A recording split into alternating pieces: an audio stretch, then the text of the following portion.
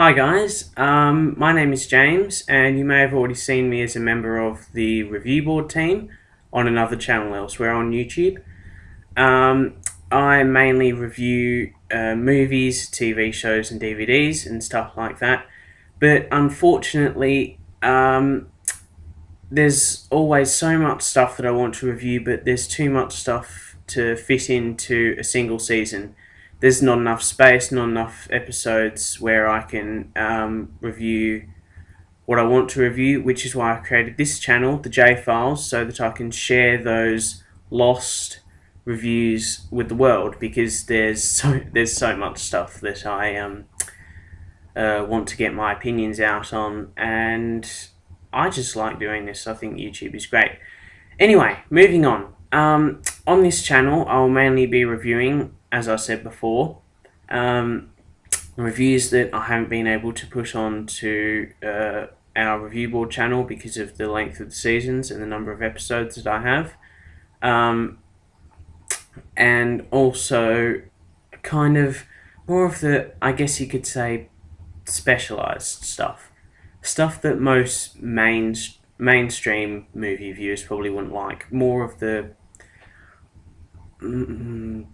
nerdy stuff, you might say. But I like it. So yeah, that's what this channel's going to be about.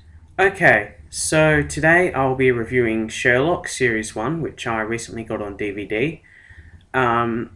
It's actually a little old. It came out in 2010, but I recently got hooked on it from watching Channel 9, and let's just say I like it. I'm obsessed with it now. I love it. But onto the review. Sherlock is about two characters, mainly. Sherlock Holmes, played by Benedict Cumberbatch, and Dr. John Watson, played by Martin Freeman. The season consists of three 90-minute episodes or telemovies, A Study in Pink, The Blind Banker, and The Great Game.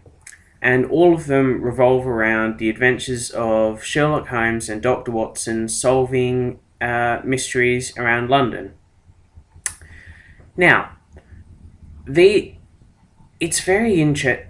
Let me just say off the bat that Sherlock Holmes, Benedict Cumberbatch's version of Sherlock Holmes, is absolutely brilliant. He really is. His deductive skill is fantastic. I just had to say that.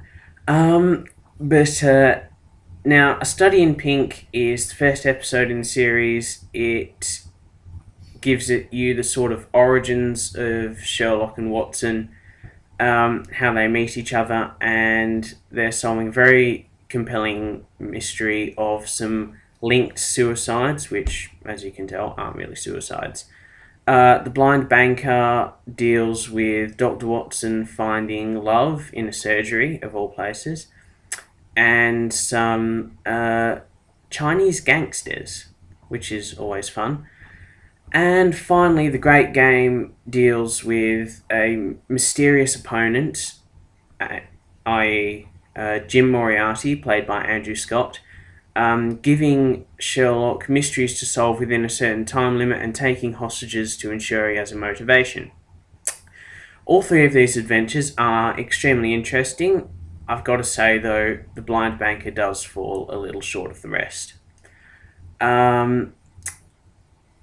Now, onto the characters and the actors. I think that Benedict Cumberbatch as Sherlock Holmes he really is he's fantastic.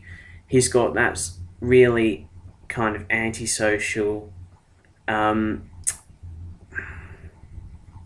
he's just got this way about him. It's very kind of interesting and very compelling to watch Cumberbatch playing Sherlock Holmes. And the character itself is just plain mad. He can pick things up very easily. For example, he figures out Dr. Watson's relationship with his brother, or rather his sister, just by looking at his phone. And there's a scene at the beginning of The Great Game in which Sherlock screams that he's bored and starts shooting at the wall of the apartment at 221B Baker Street, which is where they live. screaming he's bored, he shoots at the wall, and after he has a bit of a spat with Dr. Watson, he curls up into the fetal position. I think that's just hilarious. I think it's so funny. Dr. Watson, played by Martin Freeman, you can really get into his psyche and his experiences with Sherlock. He's really kind of a bit of the viewer's point of view, because he can always tell as much about a certain crime as the general viewer, and Sherlock is the one who informs. Martin Freeman is an able choice for Dr. Watson. I think he's a good actor.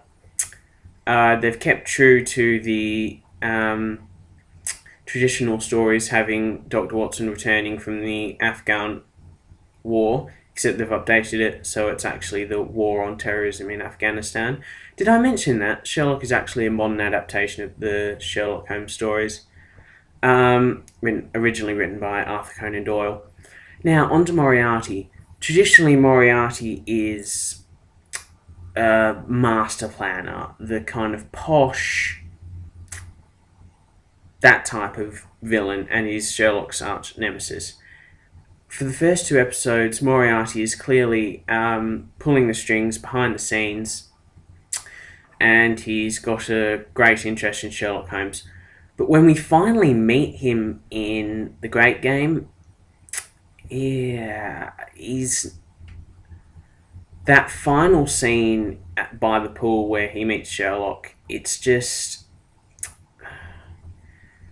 he's very maniacal. I've got to compare him to Heath Ledger's Joker from The Dark Knight. That's the only thing I can think of. He's just not what you'd expect from a master planner, crime kingpin type villain. He's really a complete maniac. Andrew Scott, I think it might also have been the Irish accent that put me off, because that's something that traditionally it just somehow, and this is not racism, but it somehow detracted from the character. So Moriarty, not so much, not really fulfilling expectations. The other tertiary characters are great. Mycroft Holmes, played by Mark Gatiss, Mrs. Hudson, Inspector Lestrade, played by Rupert Graves. They're all fantastic tertiary characters, all fill in parts where needed. I've got to say, this is overall an awesome show. I really do love it. I'm going to give A Study in Pink a 8 out of 10. I'm going to give... I'm going to give The Blind Banker a 7 out of 10, and I'm going to give The Great Game a... oh, what should we give this one? Yeah, I'm going to give that an 8 out of 10 as well. Because I found that just as good as A Study in Pink, despite the fact that Moriarty was a bit of a letdown. So, I will be back in 2 weeks with my next review. Hush, hush.